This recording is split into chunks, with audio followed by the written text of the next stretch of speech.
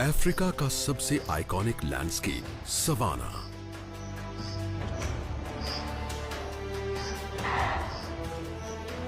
ऐसा स्टेज जहां कुदरत के शानदार प्लेज होते हैं।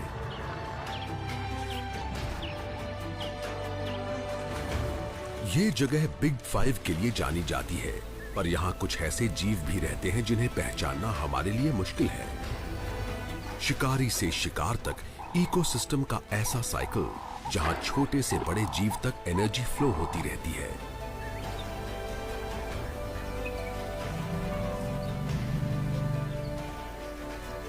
सवाना की जिंदगी के अनोखे ताने बाने में हर स्पीशीज एक खास रोल अदा करती है।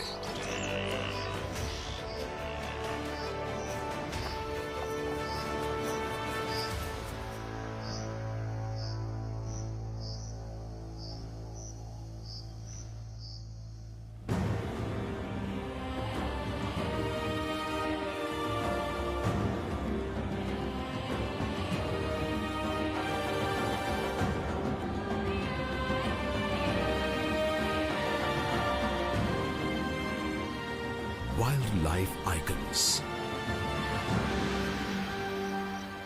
अफ्रीका में सबसे ज्यादा थॉर्न बुश सवाना पाया जाता है। घास के ऐसे विशाल मैदान जो कॉन्टिनेंट के करीब आधे इलाके पर फैले हुए हैं।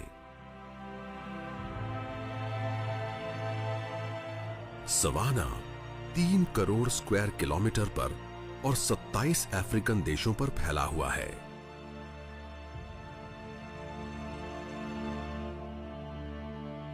हमारे प्लैनेट का 20% हिस्सा ग्रासलैंड से ढका हुआ है।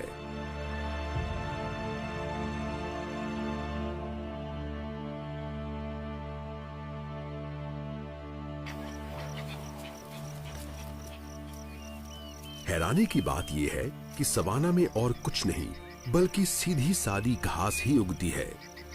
साउथ अफ्रीका के सवाना में घास की कई किस्में पाई जाती हैं। कई नाजुक पौधे जो पूरे इकोसिस्टम का पेट भरते हैं।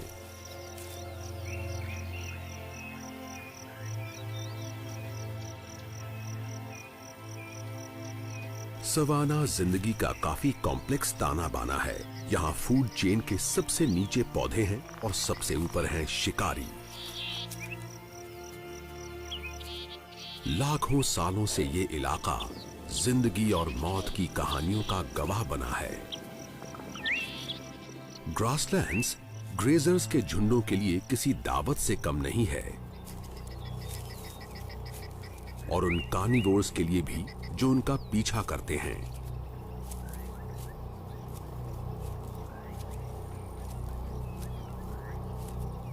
शेर सवाना के सबसे जबरदस्त शिकारी हैं।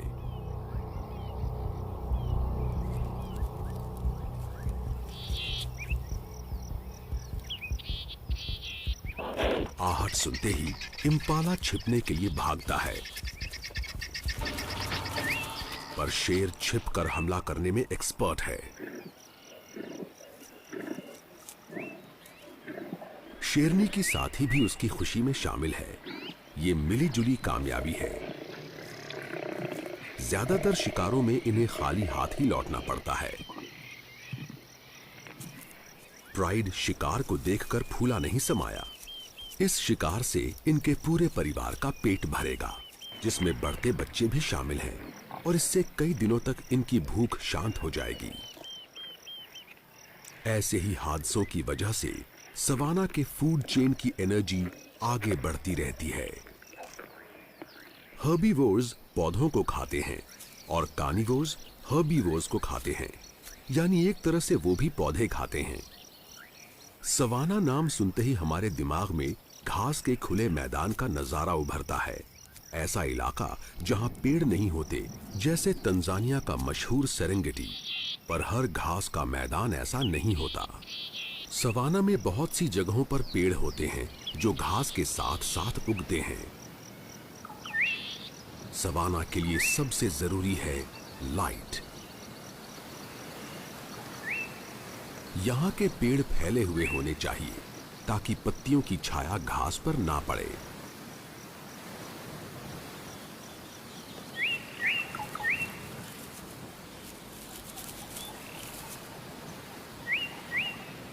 बाकी की जरूरी चीजें हैं साल भर की गर्मी और गर्मियों के मौसम में टेम्परेचर का और बढ़ जाना,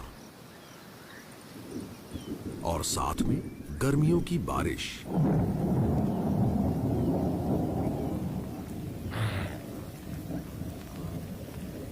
घास को फलने फूलने के लिए 50 सेंटीमीटर से ज्यादा बारिश की जरूरत होती है।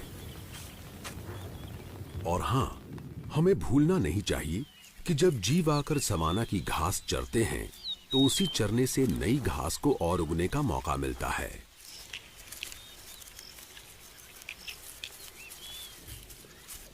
इस इकोसिस्टम में मौजूद सारे जीवों का पेट भरने के लिए सबसे पहला कदम है सूरज की एनर्जी का सही इस्तेमाल। पर जीव यहां सिर्फ खाने नहीं आते, ये एक सेफ जगह भी है जहां जीवों को शेल्टर मिलता है।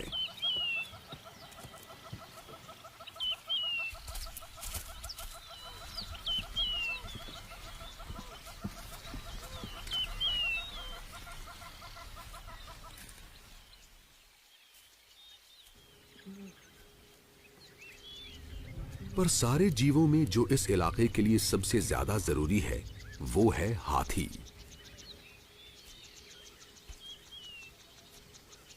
इनके खाने की आदतों से ये इलाका घास का खुला मैदान बना रहता है, नहीं तो बहुत जल्दी ये जंगल बन जाता। हाथी करीबी रिश्तेदारों का झुंड बनाकर रहते हैं और उन सब की मुखिया भी फीमेल ही होती है।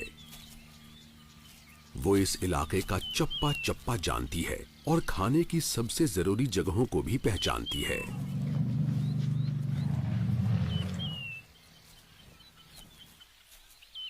इसमें कोई हैरानी की बात नहीं कि हाथी बहुत ज्यादा खाते हैं।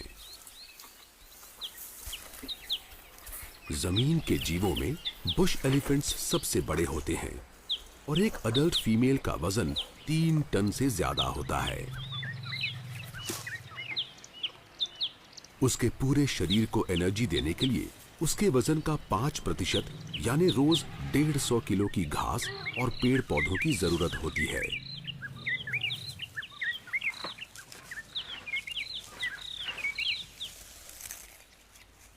हर दिन हाथी दिन के 16 घंटे घास, झाड़ियां, यहां तक कि एक पूरा पेड़ भी खाने में बिताते हैं।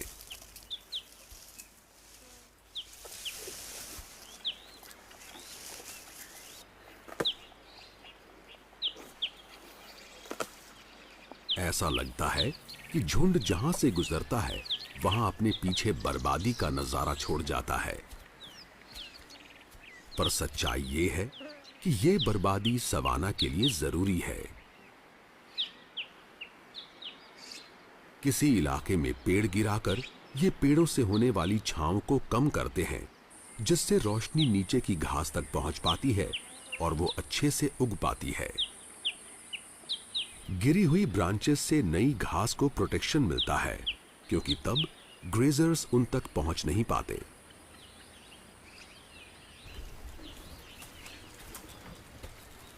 इस तरह नई घास उगती है और हैरानी की बात यह है कि बर्बाद हुए पेड़ों का भी फायदा होता है।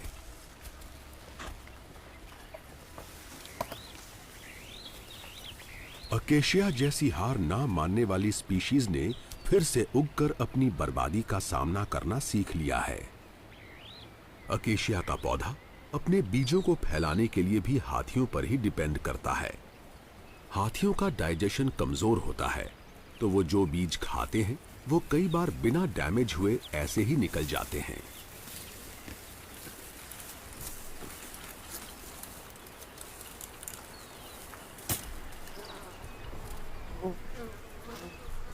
इनका डंग मिनरल से भरा होता है, जो अकेशिया बीजों के उगने के लिए परफेक्ट खाद का काम करता है।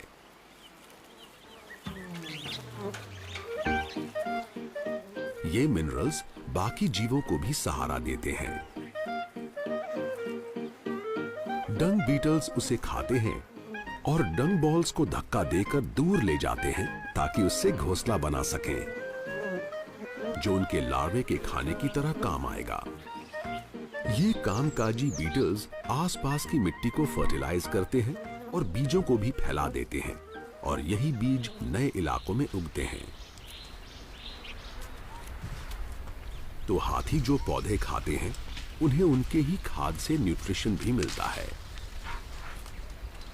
और जीवन की एक दूसरे से जुड़ी कड़ियां आगे बढ़ती जाती हैं। एक बार परिवार का पेट भर जाए तो हेड फीमेल इन्हें खाने के लिए नए इलाकों में ले जाती है। इस इलाके को नया बनाने के लिए हाथी बहुत जरूरी होते हैं और फिर ये अलग अलग तरह के जीवों का घर बनता है। दुनिया में सबसे ज्यादा एंटीलोप अफ्रीका में ही पाए जाते हैं, जिसमें से ज्यादातर सवाना में रहते हैं। ब्लू विल्डरबीस्ट के बड़े हर्ड्स यहाँ इकट्ठा होते हैं और फास्फोरस और नाइट्रोजन से भरपूर घास चरते हैं। घास के खत्म हो जाने पर मजबूरी में विल्डरबीस्ट को आगे बढ़ना ही होगा। नए इलाकों की तलाश में कई बार ये दूसरे जीवों के झुंडों के साथ हो लेते हैं। शिकारियों से बचने के लिए विल्डरबीस्ट ग्रुप बनाकर रहते हैं और कई बार ये ज़ीब्रा जैसे ग्रेजर्स के साथ रहना पसंद करते हैं। हैरानी की बात यह है कि खाने की अलग अलग आदतें होने की वजह से इन स्पीशीज के बीच खाने को लेकर कोई मनमुटाव नहीं होता।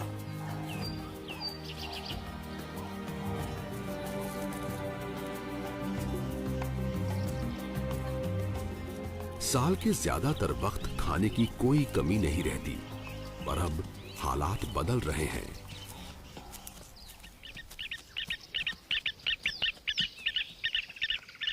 सूखे का अंत हो रहा है, जो सवाना में बहुत ही मुश्किल वक्त होता है। कई महीनों से बारिश नहीं हुई है और भूखे ग्रेजर्स ने घास को पूरी तरह से चर डाला है, पर घास खत्म नहीं हुई है। अगर बारिश आ गई तो ये फिर से उग जाएगी, पर अब बची है पचने में मुश्किल सूखी सख्त घास। साल के इस वक्त ग्रेजर्स को खाने की कमी महसूस होती है, पर हैरानी की बात है कि इस मुश्किल वक्त में भी इनका खाने को लेकर आपस में कोई झगड़ा नहीं होता। सवाना की जिंदगी का राज है मिल बांटकर खाना, पर मुकाबले की वजह तो कुछ और ही है। मेटिंग सीजन की शुरुआत हो रही है। जीव एक दूसरे को आंक रहे हैं कि कौन उनका दुश्मन या साथी बनने लायक है।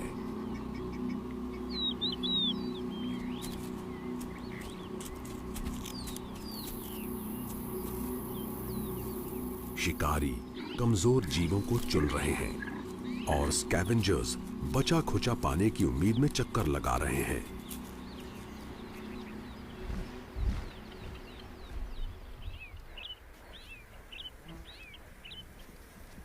शेर हमेशा अपने अगले शिकार की तलाश करते रहते हैं। इनके झुंड को प्राइड कहा जाता है, जिसमें करीबी रिश्तेदार फीमेल्स और इलाके का सबसे ताकतवर शेर शामिल होता है। यह सच है कि शेर एक खतरनाक शिकारी है, पर असल में वो अपना ज्यादातर वक्त सोकर बिताते हैं। ज्यादातर यानी दिन के 20 घंटे। प्राइड का सारा काम रात के वक्त होता है, जब इनकी नाइट विजन इन्हें आसानी से शिकार करने में मदद करती है। आंख के नीचे की रिफ्लेक्टिव स्ट्रिप की वजह से शेर कम रोशनी में भी अच्छे से देख पाते हैं।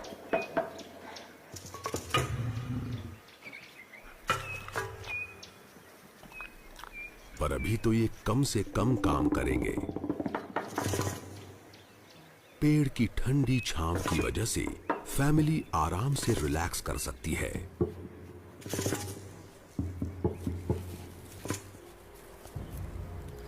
पर यह आराम ज्यादा देर के लिए नहीं है। सवाना के कार्निवोर्स में बहुत तगड़ा मुकाबला होता है। ये सब मांस खाते हैं और शिकार करना बहुत मुश्किल होता है।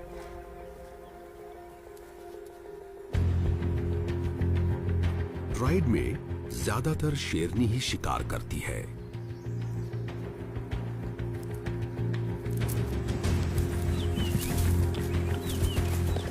सब मिलकर शिकार करें, फिर भी कोई गारंटी नहीं कि शिकार करने में सफल हो जाएंगे।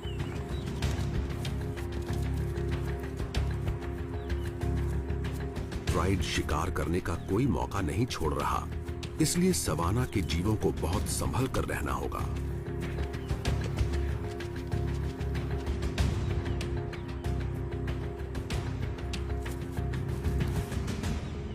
पर राइनो को डरने की जरूरत नहीं है।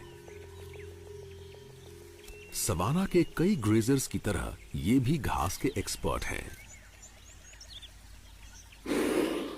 इनके पास इंसाइजर्स नहीं हैं, तो ये छोटी घास खाने के लिए अपने ताकतवर फ्लैट लिप्स का इस्तेमाल करते हैं और अपने विशाल मोलर्स से उसे चबाते हैं।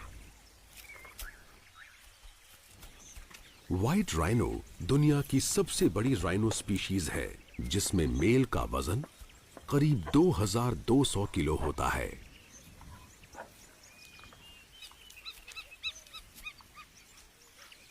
फीमेल के साथ इसका 6 महीने का बच्चा भी है। पर मेल के पास होने से इन्हें काफी खतरा है।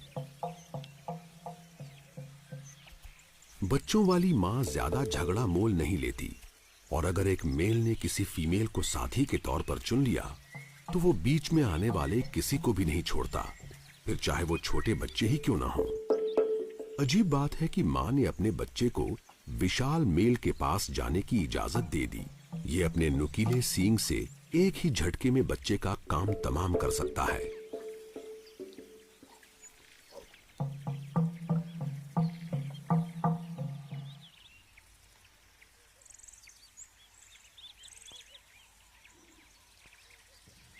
पर मेल का बर्ताव काफी हैरानी भरा है।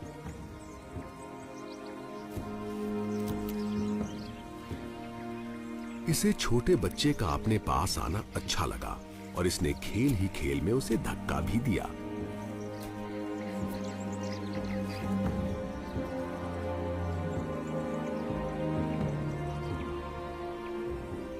मेल्स अपनी ज्यादातर जिंदगी अकेले बिताते हैं, पर कभी-कभी अपने से कमजोर मेल्स को अपने इलाके में आने भी देते हैं।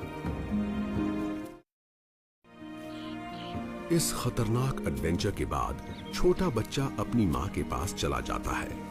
सवाना में इसके जिंदा बचने के लिए सबसे जरूरी इसकी मां है, क्योंकि जिंदगी के पहले 2 सालों में वही तो इसे पूरी तरह सेफ रखेगी।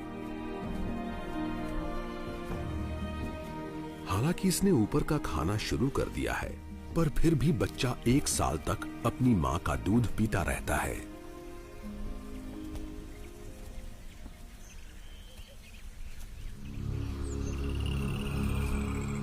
चूंकि ये बड़े, मोटी चमड़ी वाले और हथियारों से लैस जीव होते हैं, इसलिए एक अडल्ट राइनो का कोई नेचुरल शिकारी नहीं होता। पर कभी-कभी बच्चे शेरों का शिकार बन जाते हैं। राइनोज की विजन कमजोर होती है, तो वो दूर मौजूद खतरे को भांपने के लिए अपने तेज कान और सेंस ऑफ स्मेल पर डिपेंड करते हैं।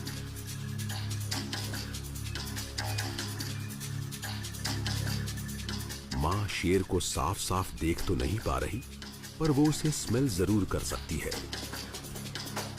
इसका बच्चा आसान शिकार बन सकता है, इसलिए ये कोई खतरा नहीं उठाएगी।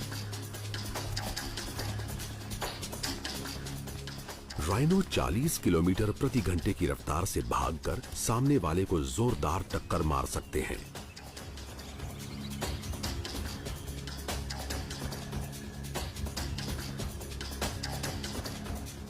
एक बड़ा मेल लायन भी फीमेल राइनो की ताकत के आगे कुछ नहीं है।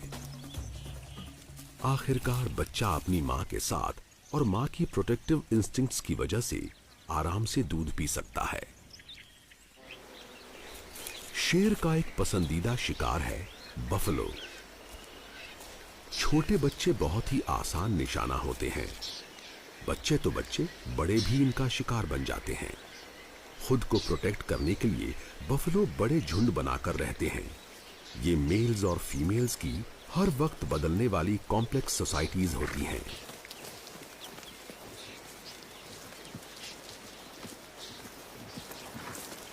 अगर पूरा झुंड या हर्ड एक हो जाए तो ये शेरों की पूरी प्राइड का सामना कर सकता है। पर हर्ड्स पर ऐसे जीव भी हमला करते हैं जो इनके खून के प्यासे होते हैं। पैरासाइट्स के झुंड इनकी चमड़ी से चिपककर खून पीते रहते हैं। इनके तेज नुकीले सींग इन कीड़ों के डंक से इन्हें नहीं बचा सकते। पर बफलो ने भी एक प्लान बना रखा है, जो है रेड बिल्ड ऑक्सपेकर्स के साथ मिलजुल कर रहना। ये मददगार पक्षी इनके शरीर पर से फ्लीज, टिक्स और स्वॉर्मिंग फ्लाइज को चुन चुनकर खा जाते हैं। परेशान करने वाले कीड़ों से पीछा छुड़ाने के लिए बफलो इन पर ही डिपेंड करते हैं और ऑक्सपेकर को भी कभी ना खत्म होने वाली दावत मिलती रहती है। हर्ड जहां भी जाता है, ऑक्सपेकर इनके साथ हो लेते हैं।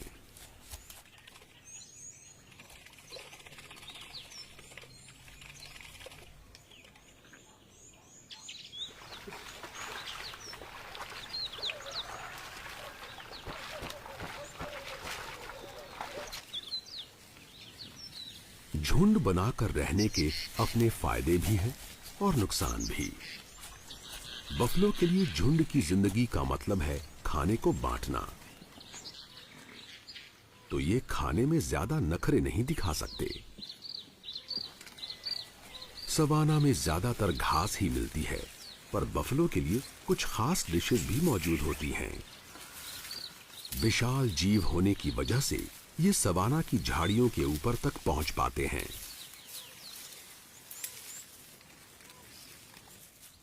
सवाना का एक और एक्सपर्ट है दुनिया का सबसे बड़ा एंटीलोप, ईलैंड। मेल्स इंसान जितने लंबे होते हैं, यानी कंधे से नापा जाए तो इनकी लंबाई 5.2 फुट होती है, पर ये किसी इंसान से 10 गुना ज्यादा भारी होते हैं। बफलो की तरह ईलैंड भी घास और पत्तियां दोनों खाते हैं, और जो अवेलेबल होता है उसके मुताबिक ये डाइट बदल लेते हैं।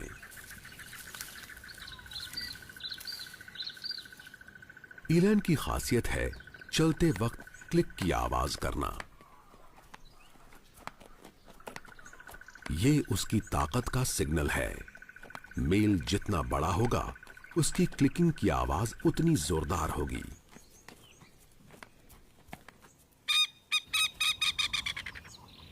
सवाना का एक और एंटीलोप बहुत ही छोटा और चालाक है, और शायद ये सबसे शानदार भी है, कूडू। ये छिपकर रहना पसंद करते हैं और कभी कभार ही खुले में दिखाई देते हैं। सवाना के कई शिकारियों के शिकार कूडू के पास पट्टियों वाला कोट होता है, जो उसे आसपास के इलाके में कैमोफ्लाज कर देता है।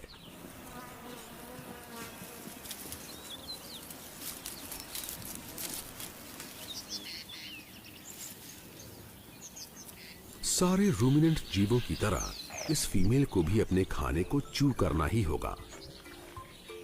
ये हर बाइट चबाते हैं, उसे निगलते हैं, फिर खाने को पेट से मुंह में लाते हैं और फिर थोड़ा और चबाते हैं।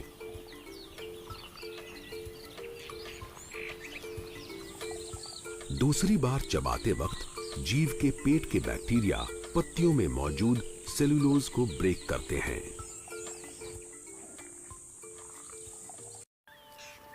झाड़ियों के बीच छिपे कूडू की तरह सवाना के सारे जीवों की जिंदगी इस अनोखे इलाके में पाए जाने वाले अलग अलग हैबिटेट की वजह से टिकी हुई है। सवाना दुनिया के सबसे रिच बायोम्स में से एक है। इसमें मौजूद हैं अनोखे पेड़ पौधे। कुछ इलाकों में तो पौधों की 5000 से ज्यादा स्पीशीज देखने को मिलती हैं। सवाना में पेड़ों की कई किस्में पाई जाती हैं, जिसमें एक है ताकतवर अकेशिया। सिर्फ सवाना में पाई जाने वाली इस स्पीशीज को ना सिर्फ हाथी खाते हैं, बल्कि ये एक और मशहूर आइकन का पसंदीदा खाना है। हम बात कर रहे हैं दुनिया के सबसे लंबे जीव जिराफ की।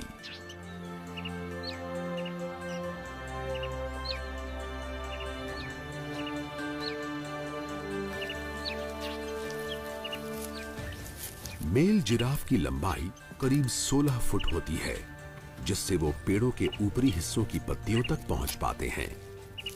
लंबी टांगों की वजह से जिराफ का चलने का अंदाज बहुत अजीबोगरीब होता है। अपने बड़े डिनर प्लेट साइज्ड हूव्स की वजह से गिरने से बचने के लिए इनकी एक तरफ की दोनों टांगे एक साथ आगे बढ़ती हैं। कम एक्सेलरेशन होने के बावजूद 55 किलोमीटर प्रति घंटे की स्पीड से दौड़कर ये शेरों को पीछे छोड़ सकते हैं।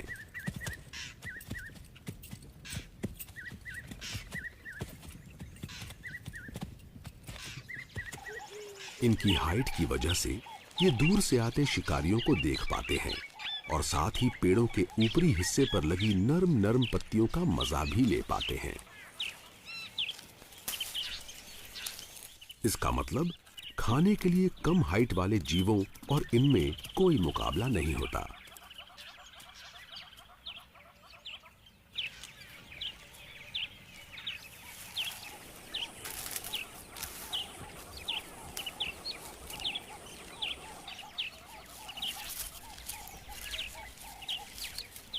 इन्हें फायदा सिर्फ अपनी लंबी गर्दन से ही नहीं मिलता। इनके पास एक फ्लेक्सिबल 45 सेंटीमीटर लंबी जबान है, जो उनकी पहुंच को और बढ़ा देती है। अकेशिया के कांटे भी इन्हें रोक नहीं पाते। फिर भी पेड़ पूरी तरह से जिराफ की दया पर नहीं होते। अकेशिया बहुत ही अमेजिंग तरीके से अपनी रक्षा करना जानता है।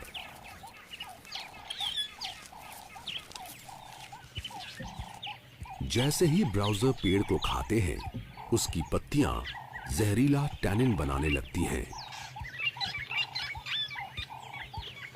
वो हवा में एथिलीन नाम का केमिकल भी छोड़ते हैं, जो करीब 140 फीट तक फैल सकता है।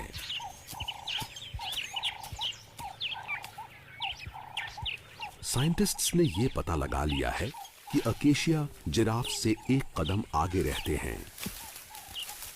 जिस पेड़ को नुकसान हुआ है वो केमिकल्स छोड़ता है और आसपास के पेड़ उस केमिकल को पहचान कर अपने केमिकल डिफेंसेस को एक्टिवेट कर लेते हैं। कुछ ही मिनटों में इलाके के सारे पेड़ जहरीले हो जाते हैं। ये एक तरह की चेतावनी है जो पौधों को भूखे जीवों से बचाने के लिए इवॉल्व हुई है।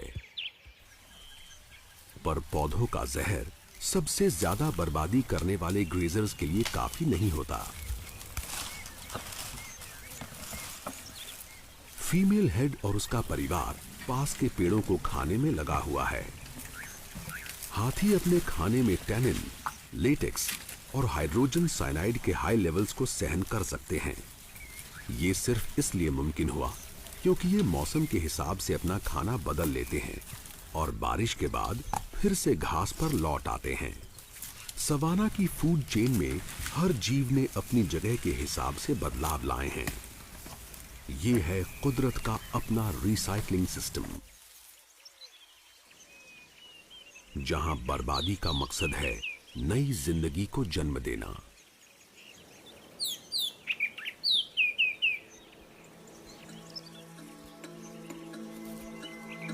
सूखे मौसम के अंत में सबके सर पर जुनून छाया हुआ है।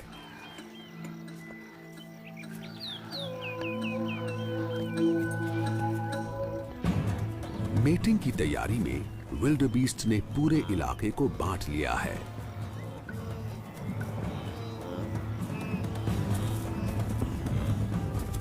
और फिर से वही सब शुरू हो चुका है। हर मेल अपनी छोटी सी जमीन को बचाने के लिए लड़ रहा है।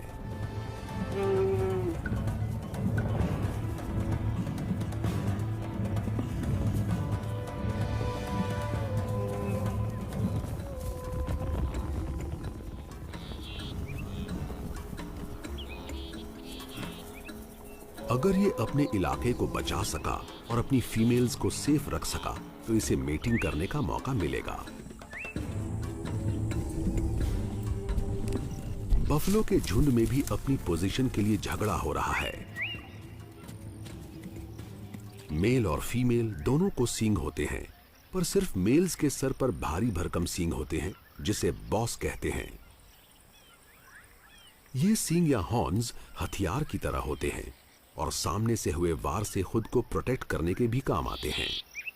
किसी मेल को फीमेल का दिल जीतने और किसी बच्चे का बाप बनने में 8 साल लग सकते हैं। मेल ज़ीब्रास पर भी जुनून छाया हुआ है। अपने विरोधियों को हराकर ही मेल अपनी फीमेल्स पर काबू कर सकता है।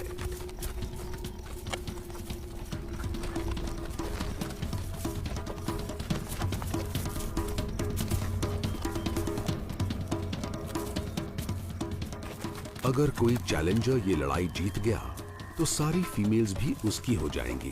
दांव पर इतना कुछ लगा है कि कोई भी मेल पीछे हटने को तैयार ही नहीं है।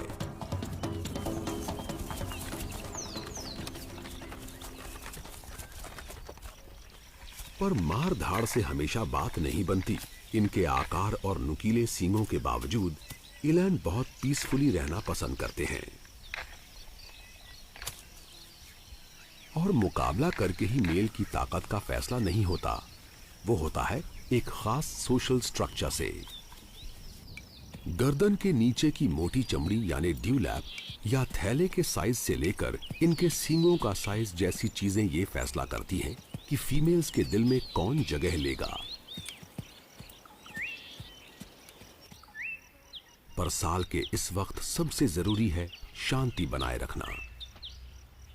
बड़े जिराफ आमतौर पर अकेले रहना पसंद करते हैं, पर फीमेल से मेटिंग करने के लिए इन्हें अपनी ताकत का सबूत देना होगा।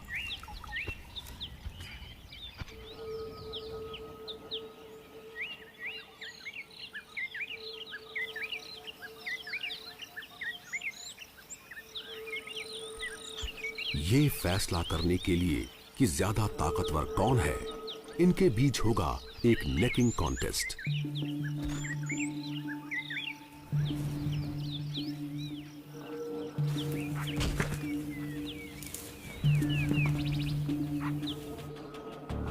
पैरों को निशाना बनाकर दोनों सामने वाले को गिराने की कोशिश में हैं।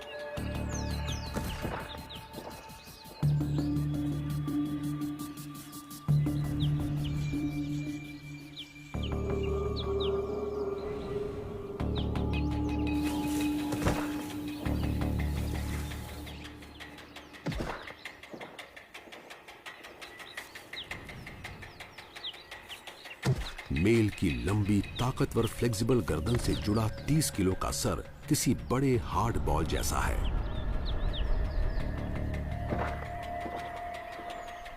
और उसके छोटे टफ सींग किसी को भी घायल कर सकते हैं।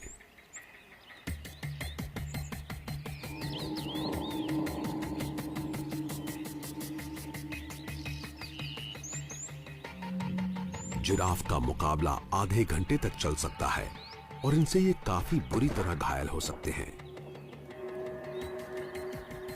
कभी-कभी इनके जबड़े और गर्दन टूट जाते हैं, पर इन झगड़ों में कभी-कभार ही किसी की मौत होती है।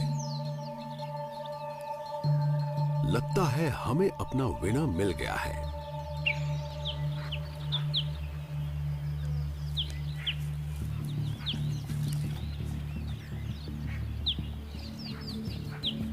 सर ऊंचा उठाए, ये फीमेल का दिल जीतने की पूरी कोशिश कर रहा है ताकि ये अपने चैंपियन जीन्स अगली जनरेशन को पास कर सके। इसका अगला चैलेंज है किसी फीमेल का दिल जीतना।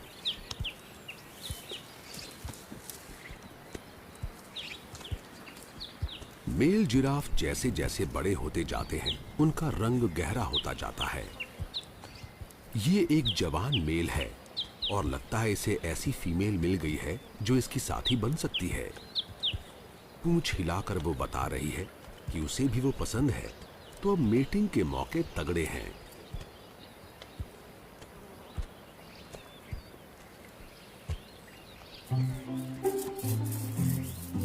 इसमें कोई इत्तेफाक नहीं कि सवाना के सारे जीव ब्रीडिंग के लिए यही वक्त चुनते हैं। कई स्पीशीज के लिए नई जनरेशन के पैदा होने और बारिश के शुरू होने का एक ही वक्त होता है। आने वाली बारिश से सवाना हरी हरी घास से भर जाएगा, वो खाना जो आने वाले नन्हे मेहमानों की भूख शांत करेगा। शिकारी जीव साल भर ब्रीड करते हैं ताकि वो ऐसे वक्त अपने बच्चों को पाल सकें जब किसी चीज की कोई कमी नहीं होती। शेरों के ज्यादातर बच्चे तभी होते हैं जब आसपास शिकार की कमी नहीं होती।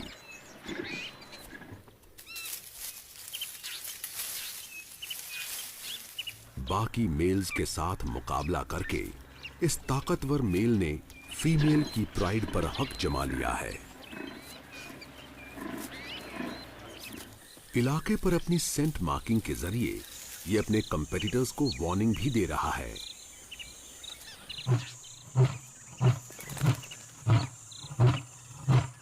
कई दिनों से इसका दिल एक फीमेल पर आया हुआ है।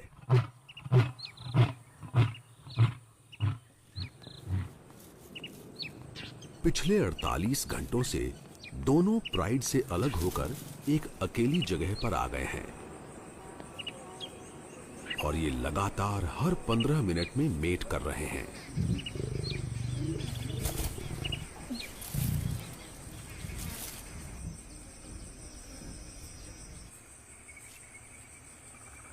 शेर बहुत जल्दी और दिन और रात भर में 40 बार तक मेट करते हैं ताकि फीमेल प्रेग्नेंट हो ही जाए।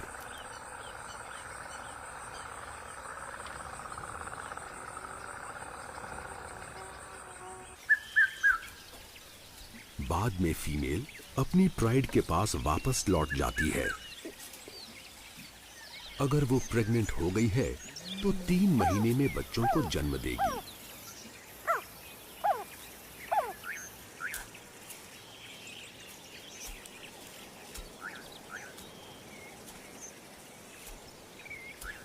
कई फीमेल्स के तो बच्चे हो चुके हैं और उन पेटुओं को पालना थकाने वाला काम है।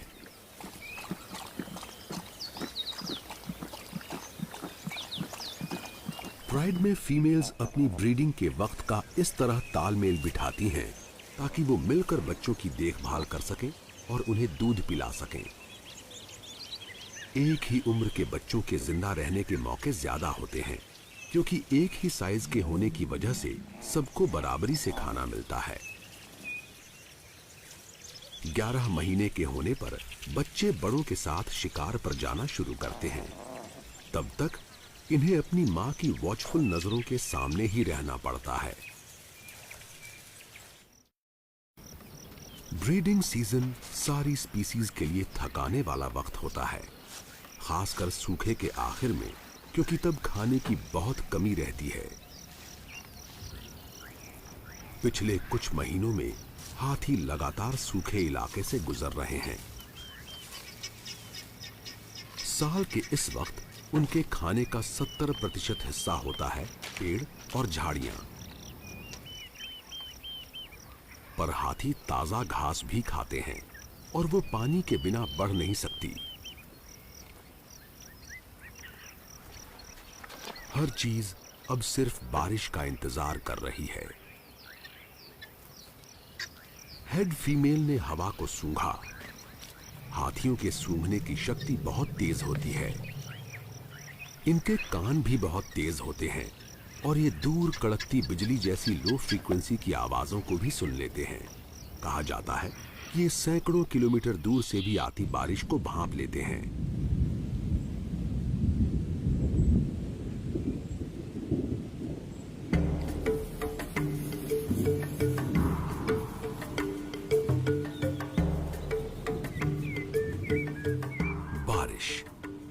ये सवाना के लिए एक एसेंशियल इंग्रेडिएंट है।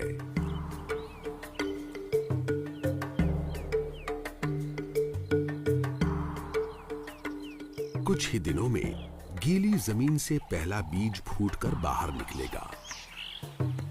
सवाना के जीवों के लिए ताजा खाना तैयार हो रहा है। अब हर जगह नई शक्लें दिखाई दे रही हैं।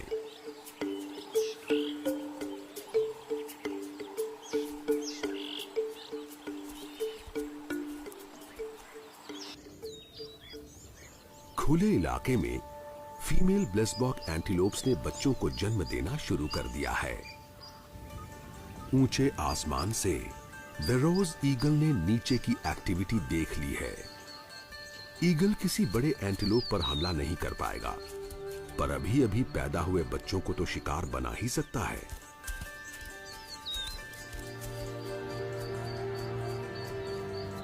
ईगल को हमला करने की जरूरत ही नहीं पड़ी, उसे वहीं फेंका हुआ आफ्टर बर्थ मिल गया और ये उसके लिए परफेक्ट खाना है।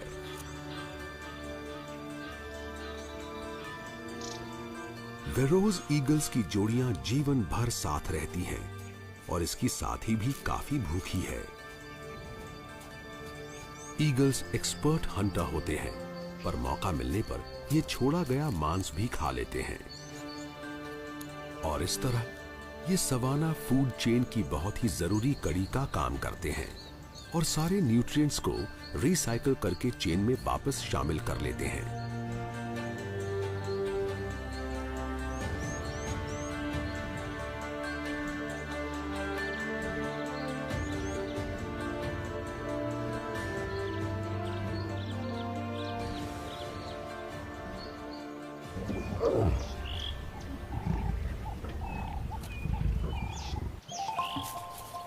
शेरों की प्राइड में कुछ नए चेहरे दिख रहे हैं। एक फीमेल अपने 6 हफ्तों के बच्चों के साथ लौटी है। अभी तक ये बच्चे अपनी मां के साथ अकेले डेन के अंदर थे, पर अब ये अपने पूरे परिवार से मिलने के लिए तैयार हैं।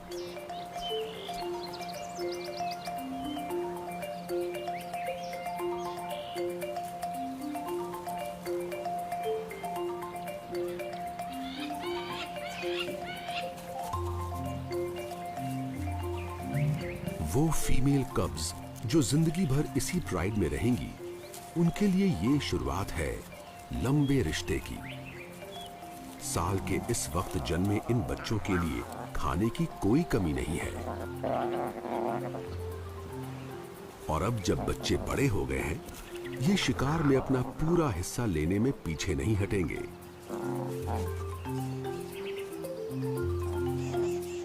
कुछ वक्त में मां बच्चों को शिकार करना सिखाएगी और ये भी कि सबसे ताकतवर शिकारी कैसे बना जाता है, पर अभी तो ये आजादी से खेल सकते हैं, घूम फिर सकते हैं।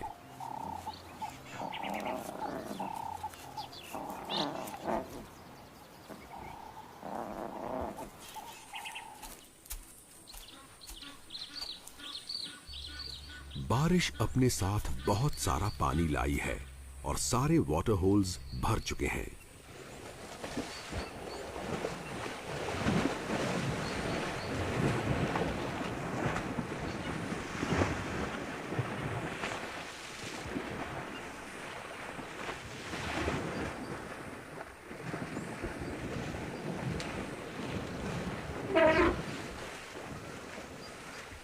हाथियों को गीला होना बहुत अच्छा लगता है।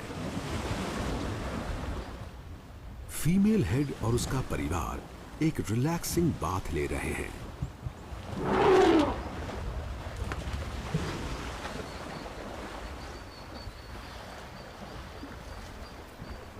हाथी सूखे के दौरान भी पीने का पानी ढूंढने में एक्सपर्ट होते हैं और अगर ऐसी गहरी वाटर बॉडी मिल जाए जिसमें कूदा जा सके तो मजा आ जाता है।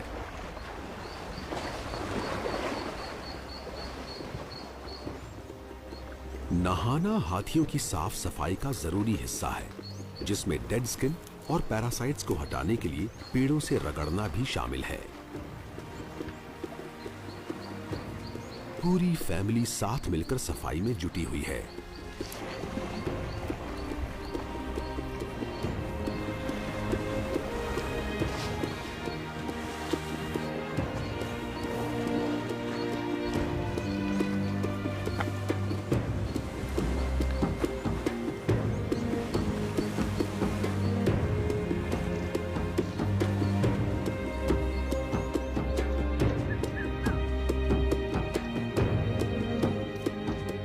सवाना अफ्रीका के जंगलों के बीचों बीच है।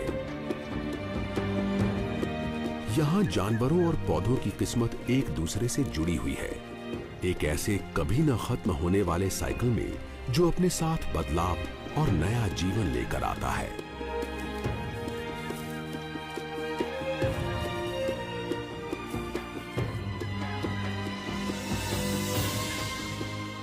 हरा भरा हो चुका इलाका